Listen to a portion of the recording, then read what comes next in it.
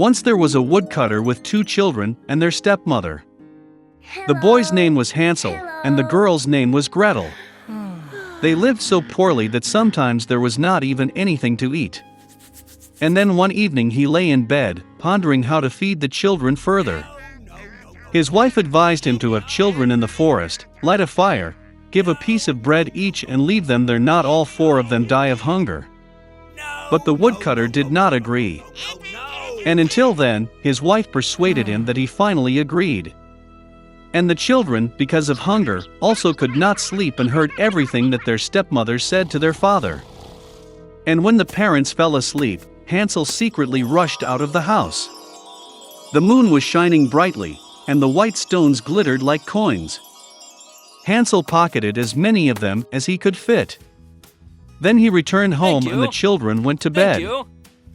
In the morning, the stepmother came to the children, gave each of them a piece of bread, and they all went to the forest together. On the way, Hansel threw out white stones one by one. When they arrived at the clearing, my father began to light a fire. He ordered the children to sit near the fire and make sure that it didn't go out, while they and their stepmother would go for more firewood. They sat, tired, and fell fast asleep. When the children woke up, it was a dark night all around.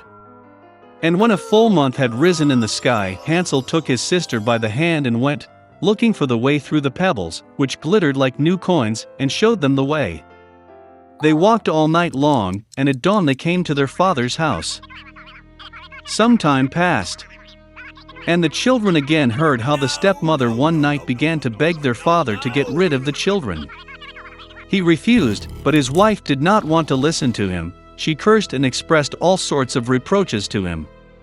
When the parents fell asleep, Hansel, like the last time, wanted to collect stones, but the stepmother locked the door and the boy could not leave the house. Thank you. Early in the morning, the children were given a piece of bread each, even less than the previous time. On the way to the forest, Hansel shredded his piece in his pocket and threw the crumbs on the ground. The stepmother took them even further into the forest. Again a big fire was lit, and the father ordered the children to watch the fire while they and their stepmother chopped some more wood. When lunchtime came, Gretel shared her piece of bread with Hansel. And they fell asleep. We woke up when the dark night fell.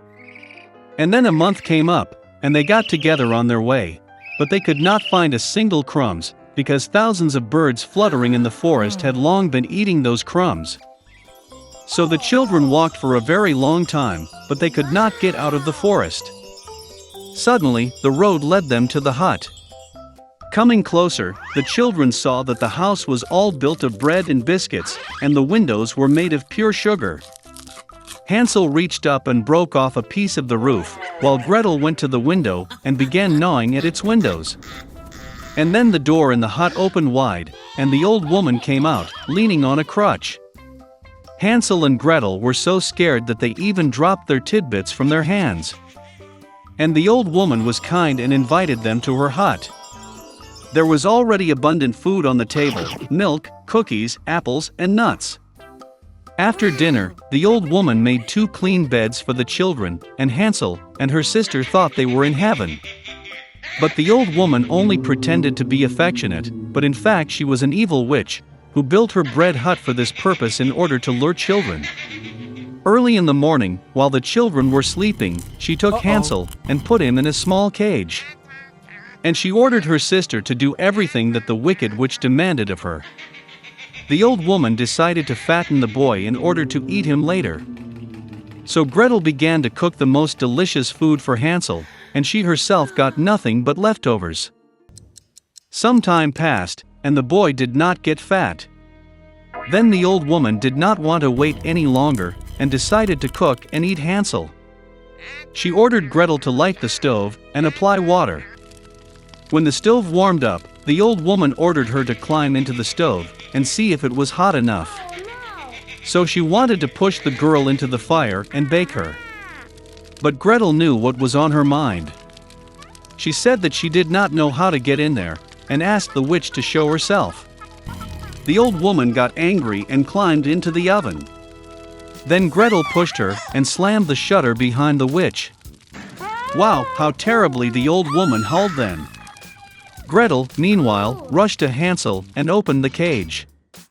Having freed their brother, they went to the witch's room, in which there were boxes of pearls and precious stones in all corners, filled their pockets with them, and went home. For several days the children were looking for their way back. The forest seemed more and more familiar, and at last they saw their father's house in the distance. How glad he was to see his children alive. Hansel and Gretel poured on the floor all the pearls and gems they had taken from the witch. There was no need to think about food. And they began to live, live, and rejoice. And the father drove the evil stepmother out of the house. In a kingdom full of happiness and joy, the king and queen lived. They dreamed of only one thing, to have a child. When they had already lost all hope, their daughter was born. She was very sweet and beautiful. On this occasion, a great celebration was arranged, and many guests were invited to the palace, among whom were good sorceresses. They were given the warmest, most cordial welcome. But the king and queen made a big mistake. They forgot to invite another sorceress. She had not left her tower for many years, and everyone thought that she had died long ago. When the time came to give gifts to the princess, the fairies generously rewarded her with beauty, a kind heart, intelligence, a beautiful voice, the ability to dance and play various musical instruments. When the turn came to the last sorceress, an evil fairy, whom they forgot to invite to the holiday, unexpectedly entered the hall. Cutlery was immediately brought for her, but she felt that she was not received as respectfully as she should have. Pulling the goblet and plate away from her, she muttered a spell. The sorceress wished that on the day of her 16th birthday, the princess pricked her hand with a spindle, and from this she died. The queen wept bitterly at the wish of the evil sorceress, and the king ordered to seize the witch. But she had already disappeared with an ominous laugh. Fortunately, the last of the fairies has not yet had time to say her wish to the princess. She could not undo the spell, but promised that the girl would not die, but would only fall asleep deeply until she was awakened by the kiss of love. The king immediately ordered the destruction of all spindles in the kingdom. And then came the day of the princess's 16th birthday, the day that the evil fairy spoke about. The princess grew up to be a beautiful and kind girl. The king ordered 3 sorceresses to watch over her. Fairies guarded her like the apple of an eye. On this day, the king and queen locked the girl in a room to prevent a terrible event. But the princess did not want to be locked up.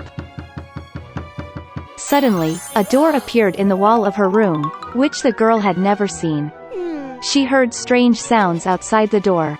Burning with curiosity, and not knowing what awaited her, the girl entered her. The door led into a dark room in which a woman was sitting with her back to the princess. She was spinning.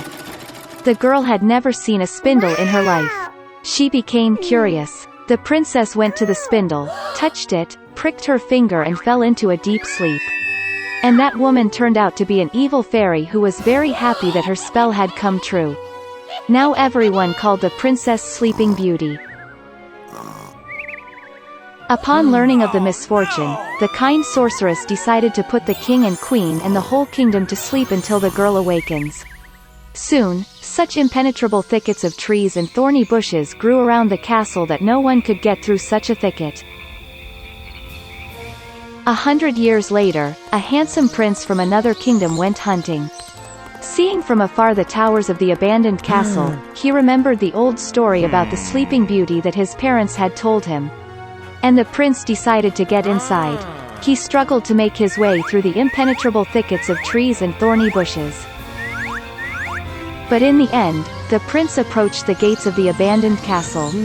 He walked around the entire castle, and looked into the throne room. There the prince saw the king and queen sleeping.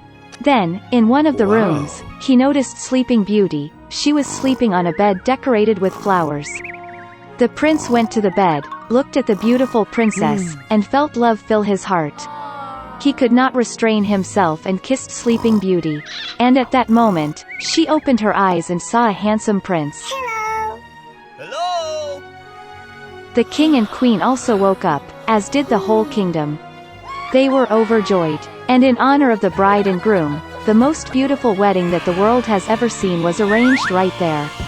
Since then they have lived happily ever after.